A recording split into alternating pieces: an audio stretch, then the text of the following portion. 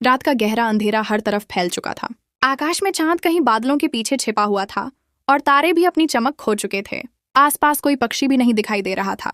हर तरफ एक सन्नाटे का राज था, एक ऐसा सन्नाटा जो अपने अंदर कई कहानियां छिपाए हुए था, जैसे कोई शांत समुद्र जो अपने अंदर हजारों राज दफन किए हुए हो।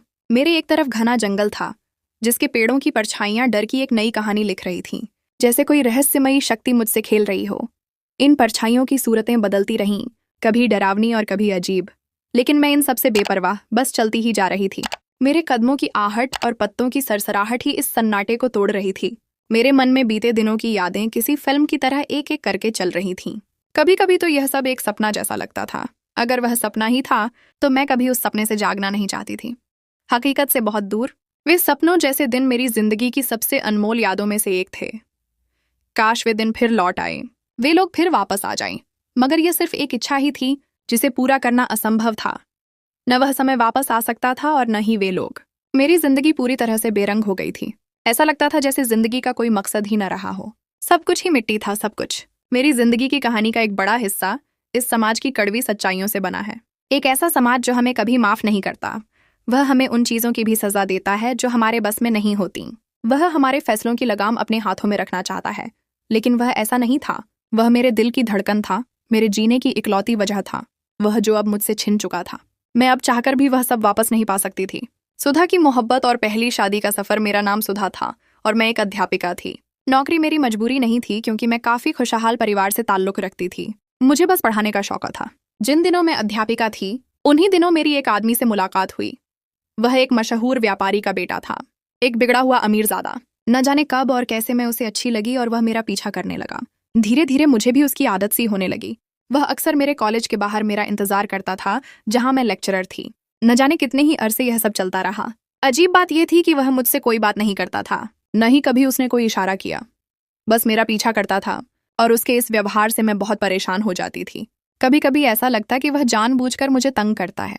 मैंने बहुत बार कोशिश की कि उसकी नजरों से बचकर निकलूं, मगर वह हर जगह मेरे पीछे आने लगा था। कुछ समय बाद मैं जैसे इस सब की आदी हो गई थी।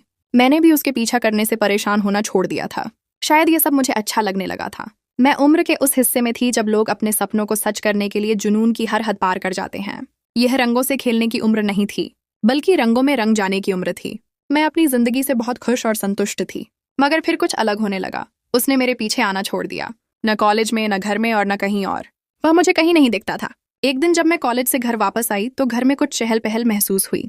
शायद कोई मेहमान आए हुए थे। मैं दोपहर का खाना खाकर सोने चली गई। अभी मुझे सोए हुए मुश्किल से 15 मिनट गुजरे होंगे कि मेरी माँ ने आकर मुझे उठाया और कहा कि मैं तैयार होकर बाहर आ जाऊं। वह मुझे किसी से मिलवाना चाहती हैं। मैंने उठकर अपना चेहरा मोहरा ठीक किया और माँ के पीछे लाउंज में आ गई। वहां आकर देखा तो वहां एक महिला, उनके साथ 2 पुरुष बैठे थे जो संभवतः उनके पति और बेटे ही थे। मेरी माँ ने उनसे मेरा परिचय करवाया और फिर मुझे बताया कि यह मेरी सहेली शालिनी है, जो जर्मनी में रहती थी और अब वापस यहीं आकर बस गए हैं, और यह उनके पति और बेटा है। मैं बारी बारी सबसे मिलकर वहीं बैठ गई, क्योंकि यह मेरी माँ का आदेश था और मैं वहां बैठना नहीं चाहती थी। वहां मेरा कोई काम नहीं था, न ही मुझे इन सब में कोई दिलचस्पी थी। जब कुछ समय बाद मुझसे सहन न हुआ तो मैं उठकर अपने कमरे में वापस जाकर सो गई। और फिर जब मैं शाम में उठी तो अपनी माँ से काफी कड़वी बातें सुनी। यह किस्सा यहीं खत्म नहीं हुआ था, बल्कि उन लोगों की दोबारा 2 से 3 बार आने का मुझे पता चला था।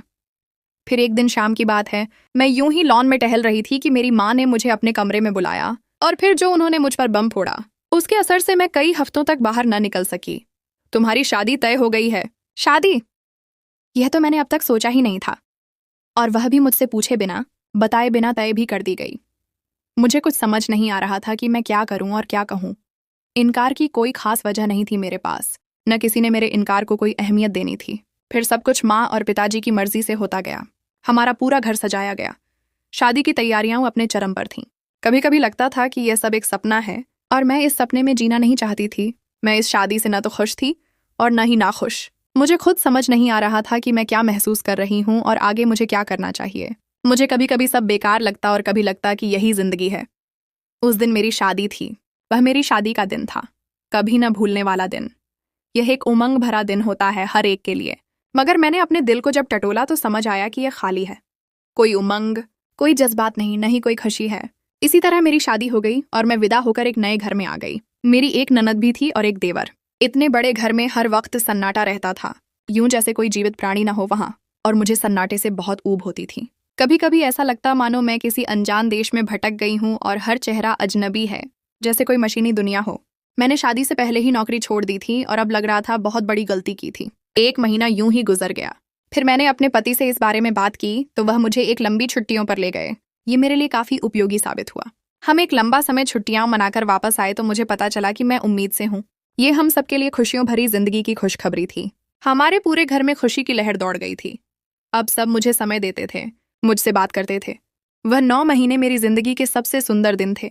माँ बनने का एहसास मुझ में एक नई ऊर्जा भर रहा था। कभी कभी ऐसा लगता जिंदगी में इससे ज्यादा सुंदर कोई एहसास नहीं। एक दिन मेरे पति मुझे एक जगह ले गए। हम वहां 1 हफ्ते के लिए जा रहे थे। वह जगह बहुत मोहक और सुंदर थी। मैंने अपनी पूरी जिंदगी में इतनी सुंदर जगह नहीं देखी थी। कभी कभी ऐसा लगता कि मैं भटक कर किसी परियों के देश में आ गई हूँ या फिर एक सुंदर सपने में जी रही हूँ। वह बहुत सुंदर घाटी थी और उसके बीचों बीच एक झील थी और उस पर तैरती नाव। यह एक सुंदर और संपूर्ण नजारा था। मैं पूरा 1 हफ्ता वहां रही थी, मगर मेरा वहां से वापस आने को बिल्कुल मन नहीं कर रहा था। मेरा मन करता था कि मैं वहीं ठहर जाऊं, वहीं अपने बच्चे को बड़ा होते देखूं, मगर फिर हमें वापस आना ही पड़ा। पैदाइश के वक्त ही मेरे हाथ से मेरा बच्चा ले लिया गया था और मैंने एक भयानक सच्चाई का सामना किया था, क्योंकि ये तो मैंने एक हिजड़े को जन्म दिया था। ये सुनते ही मैं डर गई और इसलिए डॉक्टर से कहा कि इस बच्चे को फेंक दो और घर वालों से कह देना कि बच्चा मरा हुआ था। डॉक्टर ने मेरी बात मान ली, लेकिन अगले दिन ही मेरी ननद शालिनी अपने हाथ में एक बच्चे को ले आई और बोली कि इसको 3 दिन अपने पास रख लो। मैंने उस बच्चे को देखा तो मेरा दिल कांप गया, क्योंकि वह मेरा ही बच्चा था। 2 दिन उसे अपने पास रखा तो मेरी ममता जाग गई और मैंने सबको बता दिया कि यह मेरा ही बच्चा है। लेकिन ननद ने एक न सुनी और मेरी आंखों के सामने 2 दिन बाद उसे लेकर चली गई। मैं बहुत रोई, बहुत विनती की, मगर किसी ने मेरी एक न सुनी।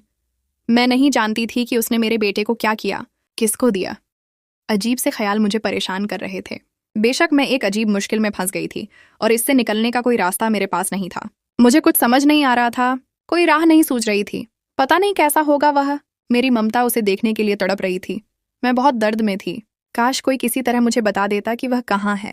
1 हफ्ता मैं इसी हालत में रही। 1 हफ्ते बाद डॉक्टर ने मुझे कहा कि मैं जा सकती हूँ। मैं बाहर आई और अपने बेटे को ढूंढने की बेपनाह कोशिशें करने लगी। अनाथालय, अस्पताल, पुलिस स्टेशन, न जाने मैंने अपने बेटे को कहाँ कहाँ नहीं ढूंढा। रात उसकी पैदाइश से लेकर अब तक मेरे पति मुझे देखने तक नहीं आए थे, न उन्होंने मेरे बेटे से मिलने की इच्छा जाहिर की। मेरी जिंदगी एकदम खाली हो गई थी कि एक दिन मुझे एक फोन कॉल आई। वह मेरे पति की कॉल थी। उन्होंने मुझे एक जगह मिलने को बुलाया। मैं जब वहां पहुंची तो उनके हाथ में एक बच्चा था। उन्होंने मेरी गोद में डाला और कहा कि मैं तुम्हें इस तरह बेहाल नहीं देख सकता, इसलिए मैं तुम्हारा बच्चा तुम्हारे पास ले आया, मगर शर्त यह है कि तुम सारी जिंदगी हमारे घर वापस नहीं आओगी। मैं अपने बेटे के लिए कुछ भी कर सकती थी। मैंने कहा, मुझे हर बात मंजूर है। मैं अपने बेटे को लेकर दूसरे घर आ गई। अगले दिन मुझे मेरे पति ने तलाक के कागजात भिजवा दिए और सारे रिश्ते नाते तोड़कर देश से बाहर चले गए। उन्होंने साथ एक पत्र भी भेजा था जिसमें वह सच्चाई लिखी थी जो मैंने सालों तक अपने बेटे से छिपाए रखी। मैंने अपने बेटे को इस तरह पाला था कि कहीं से भी वह हिजड़ा नहीं लगता था, मगर यह बात सब जानते थे कि वह हिजड़ा है। एक दिन उसने मेरे कमरे में वह पत्र देख लिया था और उसे फिर सारी असली सच्चाई का पता हो गया। मैं अब उससे कुछ नहीं छिपा सकती थी। फिर हम एक दूसरे के दोस्त बन गए। हम हर मुश्किल और हर गम में साथ साथ रहे। मैंने एक दुनिया से लड़कर, उसे समाज से लड़कर पाला था। ये सब आसान नहीं था। एक बात थी जो हमको बेहद परेशान करती थी। वह यह थी कि उसको हर कुछ महीनों बाद दौरा पड़ता था। वह बहुत तेज होता था। डॉक्टर्स के अनुसार उसकी मानसिक स्थिति दिन ब दिन बहुत खराब होती जा रही थी। वह मेरी 1000 कोशिशों के बावजूद ठीक नहीं हो पा रहा था और आखिरकार एक दिन उसी दौरे ने उसकी जान ले ली। वह इस भरी दुनिया में मुझे अकेला छोड़ गया था। वह मेरे जीने की इकलौती वजह था। मेरा बेटा मोहनिश। चारों तरफ लू चल रही थी। गर्मी की शिद्दत से सड़कें कांप रही थीं, जैसे उन पर कोई प्रेत का साया हो और वह खुद को गर्मी की शिद्दत से बचा रही हो। वह इस भीषण गर्मी में भी सड़कों पर आवारागर्दी कर रहा था। शायद कुछ परेशान था, वरना वह मुझे कभी इस तरह से परेशान नहीं करता था। मैंने उसके लिए खाना बनाकर रख दिया और खुद अपने कमरे में आराम करने चली गई। मैं जानती थी कि वह आकर खाना खा लेगा। मेरी तबीयत कुछ ठीक नहीं थी, वरना मैं उसके साथ ही खाना खाती थी। हमारी जिंदगी यूं ही गुजर रही थी। इतने बड़े घर में सिर्फ हम 2 लोग ही रहते थे, मैं और वह। काफी देर गुजर गई थी मगर वह घर नहीं आया था। मैं उठकर खिड़की के पास आई तो देखा वह सामने लॉन में बेंच पर बैठा था। मुझे वह कुछ परेशान सा लग रहा था। मैं नीचे गई और उसे इस भीषण गर्मी में बैठे देखकर अंदर ले गई। मुझे उसकी तबीयत फिर ठीक नहीं लग रही थी। ऐसा कुछ महीनों बाद हो जाता था। उसकी हालत इतनी खराब हो जाती थी कि वह खुद से भी बेगाना हो जाता था। मैंने जल्दी से एम्बुलेंस को कॉल की और उसके डॉक्टर को भी कॉल करके उसकी हालत के बारे में बता दिया और फिर एम्बुलेंस के आने का इंतजार करने लगी। उस दिन एम्बुलेंस के आने पर मैं समय से उसे अस्पताल ले गई। उसके डॉक्टर ने मुझे बताया कि उसकी हालत दिन ब दिन और खराब होती जा रही है। वह डिप्रेशन का शिकार होता जा रहा है और यह उसके लिए बहुत बुरा है। मेरे लिए यह सब सुनना बहुत तकलीफदेह था और मेरे इस तकलीफ में कोई मेरे साथ नहीं था। डॉक्टर ने कहा कि वह 2 हफ्ते उसे भर्ती रखेंगे यहीं। अगले 2 हफ्ते मैं उसके साथ ही रही थी। उन्हीं दिनों की बात है कि मुझे पता चला कि उसके बाप के परिवार वाले उसके पीछे पड़े हुए हैं। वह उसकी जायदाद के पीछे हैं। मैं ये सुनकर काफी डर गई थी। मैंने जल्द से जल्द अपने बेटे को बाहर भिजवाने का इंतजाम करना शुरू कर दिया। ठीक 2 हफ्तों बाद मैं उसे घर वापस ले आई और मैंने उसे उसकी रवानगी के बारे में बताया, मगर वह राजी न हुआ। बाद में मेरी विनतियों और काफी समझाने के बाद वह राजी हो ही गया। यह उस शाम की बात है जब उसने जाना था। वह मेरे पास आया और कहा कि मैं थोड़े काम से बाहर जा रहा हूँ, जल्दी वापस आ जाऊंगा। मैंने उसे अपना ध्यान रखने को कहा तो वह मुझे तसल्ली देकर चला गया। मैंने उसके इंतजार में लम्हे गिनने शुरू कर दिए, मगर उसने नहीं आना था और वह नहीं आया। मैंने सिक्योरिटी को कॉल करके कहा कि उसे ढूंढें। अभी हम उसे ही ढूंढ रहे थे कि अस्पताल से उसके डॉक्टर की कॉल आई कि वह अस्पताल में है। मैं भागी भागी अस्पताल पहुंची तो देखा कि वह उसे इमरजेंसी में ले जा रहे थे। ये मेरे लिए बहुत ही दर्दनाक क्षण थे। मेरा बेटा, मेरी जिंदगी मेरी आंखों के सामने बेहोश था और मैं कुछ नहीं कर पा रही थी। फिर मैं वहीं बैठकर उसके लिए प्रार्थना करने लगी। न जाने कितने ही घंटे गुजर गए कि दरवाज़ा खोलकर डॉक्टर बाहर आए और नमेन सिर हिलाकर आगे बढ़ गए। मैं न जाने किस चीज़ की उम्मीद लगाए बैठी थी और डॉक्टर न जाने क्या कह रहे थे। मुझे कुछ समझ नहीं आ रहा था तो मैं भागते हुए अस्पताल से बाहर आ गई। मैं बस चलती जा रही थी। कहाँ जा रही थी और क्यों, यह मुझे नहीं पता था। मेरा दिल और दिमाग इस सब को स्वीकार नहीं कर पा रहे थे। मेरे आसपास जो भी हो रहा था वह सब मेरी समझ से उस वक्त बाहर था। मैं उस वक्त कुछ भी नहीं समझना चाहती थी। वह मेरा बेटा था, वह मुझे ऐसे कैसे छोड़कर जा सकता था? कैसे? आखिर कैसे? वही क्यों? मेरे अंदर का शोर बढ़ने लगा तो मैंने सिर उठाकर आकाश की तरफ देखा। ऊपर काला आकाश था और एक मैं जंगल में थी। मुझे कुछ समझ नहीं आ रहा था। फिर मुझे अचानक अपने बेटे का ख्याल आया जिसे मैं अस्पताल में छोड़ आई थी। मैं 7 बनी सड़क पर भाग रही थी। मेरी आंखें आंसुओं से भीगी हुई थीं। मैं तभी सामने से आती गाड़ी की हेडलाइट्स न देख पाई और उससे टकरा गई। मेरा मन गहरी कालीमा में डूब रहा था। जो आखिरी बात मुझे याद थी वह 2 गहरी काली आंखें थीं। मुझे बस एक पल को ऐसा लगा था कि मैंने उन आंखों को कहीं देखा था। कहाँ, यह नहीं पता था। जब मुझे होश आया तो मैंने खुद को अस्पताल के एक कमरे में पाया। मेरी आंखें और दिमाग धीरे धीरे जागना शुरू हुए तो मुझे याद आया कि कल मैं कहाँ थी और क्या हुआ था। मैं तेजी से उठी और बाहर की तरफ भागने लगी। मुझे मेरे बेटे को देखना था और अभी और इसी वक्त। मुझे सामने ही कॉरिडोर में एक आदमी खड़ा दिखा। उसके साथ एक डॉक्टर खड़ा था। वह आपस में कोई बात कर रहे थे। मुझे याद आया कि वह आदमी ही मुझे वहां लाया था। तभी उनकी नज़र मुझ पर पड़ी तो वह मेरी तरफ आया और मुझसे पूछा कि मैं ठीक हूं या नहीं। मगर मेरे दिमाग में उस वक्त सिर्फ मेरा बेटा था। मैंने उससे कहा कि मुझे मेरे बेटे के पास ले चलो। वह मुझे एक तरफ ले गया और मुझे धीरे धीरे जो बात समझाने लगा वह मैं कल रात से ही नहीं समझना चाह रही थी, मगर अभी मेरा खुद को संभालना काफी जरूरी था।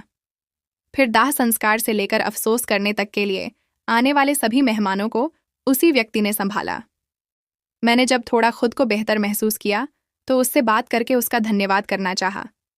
मेरी अभी तक उससे ठीक से बात नहीं हो पाई थी, न मैं उससे ठीक तरह से मिल पाई थी। इसलिए मैं नहीं जानती थी कि वह कौन है और कहाँ से आया है, मेरी इतनी मदद क्यों कर रहा है। मैंने शाम में उससे मिलने को कहा तो वह आ गया। वह नीचे ड्राइंग रूम में बैठा मेरा इंतजार कर रहा था। मैं नीचे आई तो वह सामने ही सोफे पर बैठा था। मैं कुछ देर उसको देखती रही। फिर मेरे दिमाग में अचानक एक झटका लगा। ये बिल्कुल वही था, जरा नहीं बदला था, बस सिर के बालों में सफेदी उतर आई थी। वह बहुत ग्रेसफुल था, आकर्षक था, उसकी गहरी सी आंखें। यह वही था जो हर जगह मेरा पीछा किया करता था और न जाने फिर अचानक कहाँ गायब हो गया था और अब फिर से वापस आ गया था। मैं उसे देखकर बहुत हैरान हुई थी। मुझे कभी उम्मीद नहीं थी कि वह कभी इस तरह दोबारा मेरी जिंदगी में वापस भी आ सकता है। उसने मुझे हैरान देखकर बैठने को कहा और खुद भी बैठ गया और अपनी बात का आगाज किया। उसने कहा कि मुझे पता है कि तुम मुझे पहचान गई हो और इतने सालों बाद फिर से अपने सामने देखकर हैरान हो। मैंने कई साल तुम्हारा पीछा किया। मैं तुम्हें बहुत पसंद करता था। मैं तुमसे शादी करना चाहता था। मैं कभी तुमसे बात करने की हिम्मत नहीं कर सका, कभी नहीं। मैं अभी तुम्हें और जानना चाहता था, मगर इसी दौरान मुझे कुछ पारिवारिक समस्याओं की वजह से देश से बाहर जाना पड़ गया और मैं 2 साल बाद वतन वापस आया। मैं तुम्हारे घर के बाहर तुम्हारा इंतजार करता रहा, मगर तुम वहां नहीं थी। मैंने तुम्हें हर जगह ढूंढना शुरू कर दिया जहां कभी तुम गई थी, मगर तुम मुझे कहीं न मिली। मैंने जब तुम्हारे बारे में पता लगाया तो मुझे पता चला कि तुम्हारी शादी हो गई है। वह वक्त मेरे लिए बहुत मुश्किल था, बहुत ज्यादा। मैंने दोबारा वापस जाने का फैसला किया, मगर मैं उस वक्त यह नहीं जानता था कि तुम्हारी तलाकत हो चुकी है। मैं वापस चला गया और अब न जाने कितने सालों बाद मैं जब वापस आया तो मेरा पहला टकराव तुमसे हुआ जब तुम मेरी गाड़ी से टकराई। मैं तुम्हें पहली नजर में ही पहचान गया था। जब तुम्हें मैं अस्पताल लेकर गया तब मुझे पता चला कि वहां तुम्हारे बेटे की मौत हो चुकी है। मुझे समझ नहीं आ रहा था कि मैं तुम्हें कैसे बताऊं, तुम इस सबको कैसे सहोगी। उसकी कहानी सुनकर न जाने मैं कितनी देर खामोश रही। फिर मैंने उसे शुरू से लेकर आखिर तक की हर बात बता दी। बस एक राज नहीं बताया, क्योंकि वह मेरा और मेरे बेटे का राज था और यह उसे ही पता चलना चाहिए था जिसने यह सब शुरू किया था। लगभग ये 6 महीने बाद की बात है। हमने अपनी जिंदगी की कहानी एक बार फिर शुरू करनी चाहिए। हम शादी कर रहे थे और मैं उससे खुश थी। मुझे याद आया कि जब मेरी पहली शादी हुई थी तब कुछ गुमशुदा था और मुझे अब समझ आ रही थी कि वह चीज़ यह खुशी थी, दिल्ली खुशी जो मुझे अब महसूस हो रही थी। यह वह कमी थी जो अब पूरी हो रही थी। ये मेरी और समीर की शादी के 2 दिन बाद की बात है। आज मेरे बेटे का जन्मदिन था। मैं उसके कमरे में बैठी उसकी चीज़ों को देखकर उसे याद कर रही थी। तभी मेरे सामने वह पत्र आया जो मेरे पति ने मुझे उसे देते हुए दिया था। उसमें लिखी तहरीर मैं आज तक नहीं भूल पाई थी। मेरे पति ने उस पत्र में लिखा था कि मोहनिश हमारा सगा बेटा नहीं है। हमारी संतान अपनी पैदाइश के दौरान ही मर चुकी थी, मगर यह वहां मौजूद अस्पताल की गलती से हुआ। जिस दिन मेरे बच्चे की पैदाइश थी उसी दिन मेरी ननद के यहाँ भी बच्चे की पैदाइश हुई थी। वहां पर मौजूद कर्मचारियों से गलती हुई कि उन्होंने दोनों बच्चों को मिला दिया। मेरी ननद का बच्चा मेरे और मेरा बच्चा जो कि मृत था उसे मेरी ननद का बच्चा कहकर दे दिया। और मेरी ननद जिसने मोहनिश को एक हिजड़ा समझकर घृणा से मुझसे दूर किया था, सारी जिंदगी ये बात न जान सकी कि वह दरअसल उसका अपना ही बेटा था। मेरे पति को यह सब कब और कैसे पता चला मैं नहीं जानती, मगर मोहनिश का डीएनए इस बात को साबित करता था। मेरे पति का कहना था कि तुम उसे अपना ही बेटा समझ के पागलों की तरह ढूंढ रही थी, इसलिए मैंने उसे तुम्हें दे दिया। मैं उम्मीद करता हूं कि तुम मुझे माफ कर दोगी। मैंने पत्र को पढ़कर वापस लिफाफे में डाल दिया और सोचने लगी कि यह राज न जाने कितने सालों से सिर्फ हमारे बीच था। अब इस राज को उस इंसान तक पहुंचाने की जरूरत है जो इसका असली हकदार है, जिसने मेरी विवाहित जिंदगी खराब करने में एक बड़ा किरदार अदा किया, जिसने मेरी ममता का एक कड़ा इम्तिहान लिया। अब वक्त आ गया था कि मेरी ननद सच्चाई के इस कड़वे घूंट को पी ले। शायद फिर उसे सबका एहसास हो। शायद वह इस सब के बाद अपने बेटे से मिलना चाहे, वही बेटा जिससे सारी जिंदगी उसने नफरत करते गुजारी। मैंने कुछ सोचते हुए उस पत्र को लिया और बाहर आकर एक नौकर से कहा कि यह इस पते पर भिजवा दे, क्योंकि मैं असली हकदार को उसके हक से दूर नहीं रखना चाहती थी। यह सच्चाई जानने का उसे हक था, मगर कितनी अफसोस की बात थी ना कि वह उसे अब कभी नहीं छू सकेगी। सच्चाई का नया अध्याय और एक नया किरदार। मैंने पत्र को नौकर के हाथ में दिया और उसे बताया कि यह इस पते पर पहुंचा दे। मेरा दिल एक अजीब सी स्थिति में उलझा हुआ था। मैं नहीं जानती थी कि मेरी ननद शालिनी इस सच्चाई को कैसे स्वीकार करेगी, वह इस खबर पर क्या प्रतिक्रिया देगी। एक तरफ सुकून था कि यह सच्चाई उस तक पहुंच रही थी और दूसरी तरफ एक कड़वा डर भी था कि कहीं यह बात उसे तोड़कर रख ना दे। मगर मैं जानती थी कि अब कुछ भी छिपाना बेमानी था। ये सच्चाई उसकी अपनी बनाई हुई थी। मोहनिश का हक था कि उसकी माँ उसकी जिंदगी के इस सबसे बड़े राज से परिचित हो। पत्र भेजने के बाद मैं अपने कमरे में वापस आ गई और समीर के आने का इंतजार करने लगी। वह आकर मेरे पास बैठा। उसके चेहरे पर मोहब्बत और सुकून था। उसने मेरा हाथ थामा और कहा, सुधा, तुमने जो कुछ भी किया है वह सही है। सच्चाई को उसके असली ठिकाने तक पहुंचाना ही चाहिए। मुझे समीर की यह बात सुनकर बहुत तसल्ली हुई। उसने मेरे अतीत को न सिर्फ स्वीकार किया था, बल्कि उस पर मेरे फैसलों में मेरा साथ भी दे रहा था। हमारी शादी को अभी 2 दिन ही हुए थे, मगर ऐसा लगता था जैसे हम एक दूसरे को कई सदियों से जानते हैं। इसी शाम को हमारे घर एक नया व्यक्ति आया।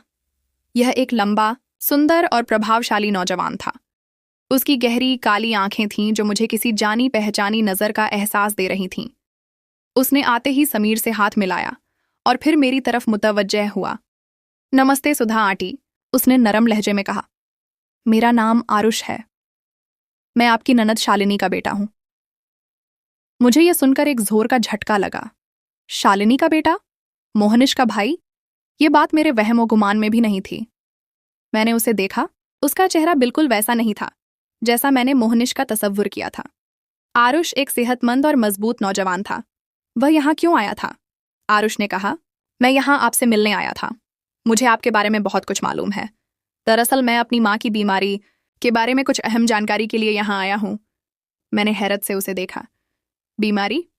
क्या हुआ है शालिनी को? आरुष की आंखों में नमी आ गई। कुछ समय से वह बहुत अजीब व्यवहार अपनाए हुए हैं।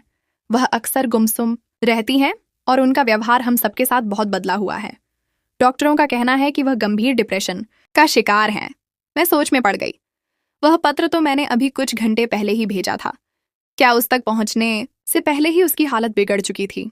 समीर ने आरुष को सुकून से बैठाया और उसे पानी दिया। बेटा, क्या तुम्हारी माँ को यह पत्र मिल गया है जो सुधा ने उन्हें भेजा था? पत्र?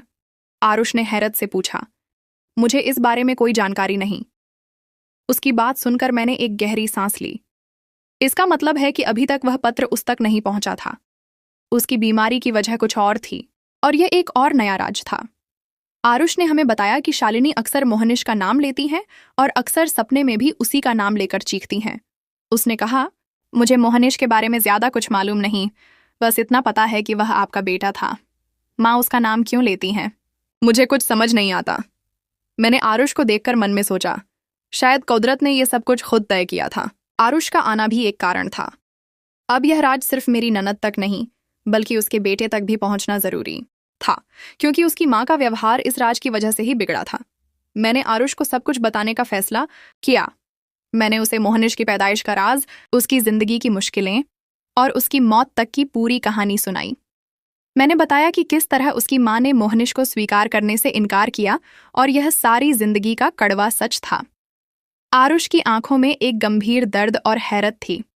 उसे यकीन नहीं आ रहा था कि उसकी माँ ने ऐसी भयानक हरकत की थी। उसने कहा, इसका मतलब है कि मोहनिश मेरा भाई था, मेरा सगा भाई, और मेरी माँ ने उसके साथ ये किया? वह गम से रो पड़ा। वह भी उसी दर्द को महसूस कर रहा था जो मैंने बरसों तक सहा था। मैंने उसे गले लगाकर तसल्ली दी और कहा, बेटा, तुम्हें अपनी माँ को समझना चाहिए। वह भी किसी वजह से ऐसा करती होंगी। शायद उसे भी किसी चीज का दुख हो। आरुष ने कहा, मैं जानता हूं, मगर उसने अपने ही बेटे को ठुकरा दिया। ये बात मुझे बहुत तकलीफ दे रही है। आरुष, मैंने तुम्हारी माँ को एक पत्र भेजा है जिसमें उनके पति ने उनको असली कहानी बताई थी। मैंने कहा, उसमें यह सब कुछ लिखा है। अब उन्हें असलियत का पता हो जाएगा। आरुष ने मेरी तरफ देखा। आपने अच्छा किया। अब हमें उसकी प्रतिक्रिया का इंतजार करना चाहिए। हमने आरुष के लिए रात का भोजन तैयार किया और वह हमारे साथ ही रुका। उस रात मैंने महसूस किया कि मोहनिश अपनी एक याद की सूरत में मुझसे फिर से मिल रहा था। अगले दिन सुबह आरुष के फोन की घंटी बजी। वह तेजी से फोन उठाकर कमरे से बाहर चला गया। जब वह वापस आया तो उसका चेहरा पीला पड़ गया था। वह मुझे और समीर को देखकर रोने लगा। माँ को अस्पताल ले जाया गया है। उन्हें गंभीर दौरा पड़ा है। हम तेजी से अस्पताल की तरफ भागे। वहां पहुंचकर हमें मालूम हुआ कि शालिनी को पत्र मिल गया था और उसने उसे पढ़कर अपना होश खो दिया था। वह अपने आप को कमरे में बंद करके जोर जोर से रो रही थी और खुद को कोस रही थी। डॉक्टर ने बताया कि उसकी हालत अब बेहतर थी, मगर उसे मनोवैज्ञानिक इलाज की जरूरत थी। जब शालिनी को होश आया, वह मुझे देखकर चीख पड़ी, सुधा, तुमने ये क्या किया? तुमने मुझे ये सच क्यों बताया? मैंने उसकी तरफ देखा और कहा, यह सच तुम्हें जानने का हक था। ये तुम्हारा अपना बेटा था जिससे तुमने नफरत की और मैंने उसको अपने बेटे से भी बढ़कर प्यार दिया। शालिनी की आंखों में एक गंभीर पछतावा और शर्मिंदगी थी। उसने आरुष की तरफ देखा। आरुष, मैंने बहुत बड़ी गलती की है। मैंने अपने ही बेटे को खो दिया। आरुष ने कहा, माँ, मेरा भी एक भाई था और वह भी मेरे सामने नहीं था। यह बात मुझे भी बहुत दुख दे रही है, मगर हम उस समय को वापस नहीं ला सकते। तुम्हें पता है, शालिनी ने रुककर कहा, वह रात जब मैंने तुम्हारा बच्चा तुमसे लेकर फेंका था, मैंने उसे एक ऐसी जगह पर रख दिया था जहां कोई बच्चा नहीं था। मेरा दिल नहीं माना कि मैं उसको फेंक दूं, इसलिए मैंने उसे दोबारा लेकर अपने एक नौकर को दिया और कहा कि उसको उसके बाप के पास ले जाए। मैं जानती थी कि वह उसे कभी नहीं छोड़ेगा, क्योंकि उसने भी हमारी विवाहित जिंदगी को बहुत प्रभावित किया था। यह सुनकर मैं हैरान रह गई और मेरी आंखों में अविश्वास की स्थिति आ गई। क्या? तुम यह सब क्या कह रही हो? मैंने तुम्हारा बेटा तुम्हारे पति को दे दिया था, उसने जवाब दिया। तुम्हें नहीं लगता कि यह बात भी जरूरी थी कि तुम्हें बताई जाती? यह सच बहुत कड़वा था। मैंने सारी जिंदगी एक गलत बच्चे को अपना बेटा समझकर पाला। मोहनिश दरअसल शालिनी का बेटा था और मेरा बेटा वह था जो मुझे मेरे पति ने वापस दिया था। उस वक्त मुझे उस पर गुस्सा नहीं आ रहा था, उस वक्त मैं अपने आप पर ही गुस्सा कर रही थी। मैंने मोहनिश को बहुत प्यार दिया, मगर क्या उसे वह प्यार मिला जो उसे मिलना चाहिए था? शालिनी ने कहा, वह मेरा बेटा था जो मैंने खो दिया और मैं उसे वापस नहीं पा सकती। मैंने शालिनी को देखा। तुमने मुझे और मोहनिश को तकलीफ दी और फिर जब तुम्हें सच का पता चला तो तुम्हें अपनी गलती का एहसास हुआ। मगर मैंने अपनी सारी जिंदगी एक ऐसे बच्चे को दी जो मेरा नहीं था, मगर मैं उसे फिर भी अपना ही मानती हूँ। वह मेरा बेटा था, चाहे वह किसी का भी हो। अब हमारे पास एक नया सच था और एक नई कहानी। मेरी जिंदगी में अब एक नया राज था। मेरा अपना बेटा कहाँ था? मैंने समीर को देखा और उसने मुझे तसल्ली दी। उसने कहा, हम तुम्हारे असली बेटे को ढूंढेंगे। उसके साथ क्या हुआ, हमें यह पता करना होगा। शालिनी से मिलने के बाद हम घर वापस आए। आरुष हमारे साथ ही रहा। उस रात समीर, आरुष और मैंने मिलकर एक योजना बनाई। हमें सुधा के असली बेटे को ढूंढना था। इस काम में आरुष की मदद बहुत जरूरी थी, क्योंकि उसके परिवार के पास शायद कुछ ऐसे राज हों जो हमें उस तक पहुंचने में मदद दें। अगले दिन आरुष ने हमें बताया कि उसके पिताजी के एक पुराने दोस्त थे जो उस जमाने में उनके पारिवारिक वकील भी थे। उन्होंने मोहनिश के पिताजी की जायदाद से संबंधित कागजात की देखभाल की थी। शायद उसके पास कोई ऐसी जानकारी हो जो हमारे काम आ जाए। हम वकील से मिलने गए, जो अब बहुत बूढ़े हो चुके थे। उनका नाम आशीष था और वह हमारे आने पर हैरान हुए। समीर ने उनसे बात की और पूरी स्थिति बताई। आशीष ने गहरी सांस ली और अपनी आंखों से चश्मा उतारकर पूछा, क्या तुम लोग सच में यह सब कुछ जानना चाहते हो? यह एक ऐसा राज है जो कई जिंदगी तबाह कर सकता है। हमें सब कुछ जानना है, मैंने मजबूत लहजे में कहा। मेरे बेटे के बारे में हर सच्चाई मुझे जाननी है। आशीष ने हमें एक बंद कमरे में ले जाकर पुराने कागजात का एक बक्सा खोला। उसमें कुछ दस्तावेज, पत्र और पुरानी तस्वीरें थीं। वह हमें एक फाइल निकाल कर देते हुए कहने लगे, ये वह फाइल है जिसमें उस वक्त के सभी सबूत मौजूद हैं। इस फाइल में एक डीएनए रिपोर्ट थी जो मोहनिश के पिताजी ने करवाई थी। इस रिपोर्ट के अनुसार मोहनिश का पिता न तो मेरे पति थे और न ही शालिनी के। इसके बाद एक और डीएनए रिपोर्ट थी जिसमें एक और बच्चे का जिक्र था। वह बच्चा किसी तरह शालिनी और उसके पति के बच्चे से मिलता जुलता था, लेकिन मेरा पति उसका पिता नहीं था। हम सब यह देखकर हैरान रह गए। क्या यह सब एक गहरी साजिश थी? आशीष ने साफ किया, असल में तुम्हारा पति और तुम्हारी ननद दोनों ने तुम्हें और मुझे धोखा दिया था। वह अपने अपने राजों को छिपाने के लिए इस कदर आगे बढ़ गए थे कि उन्होंने दोनों बच्चों की अदला बदली के लिए डॉक्टरों से साठ गांठ कर रखी थी। ये सारी करतूत तुम्हारी ननद के पति ने की थी। मेरी ननद का पति मोहनिश को अपना बेटा नहीं मानता था और उसने उसे बदनाम करने के लिए एक और बच्चे से बदल दिया था। उसका मकसद मोहनिश को मेरा बेटा बनाकर मेरे पति से मुझे अलग करना था, ताकि वह जायदाद अपने नाम करवा ले। हमने फिर एक और नया सच जाना। मोहनिश के पिता कोई और थे और उसका डीएनए शालिनी के पति से मिलता था। लेकिन शालिनी और मोहनिश की माँ एक ही थी। वह उसका बेटा था, लेकिन उसने उसे नफरत दी और उसे फेंक दिया। ये सब मेरे लिए एक भारी बोझ था, लेकिन मैं इसे समझ रही थी।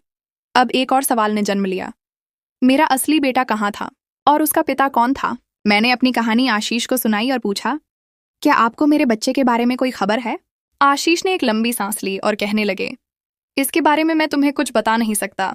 ये मेरे लिए खतरनाक हो सकता है, लेकिन मैं तुम्हें एक इशारा दे सकता हूँ।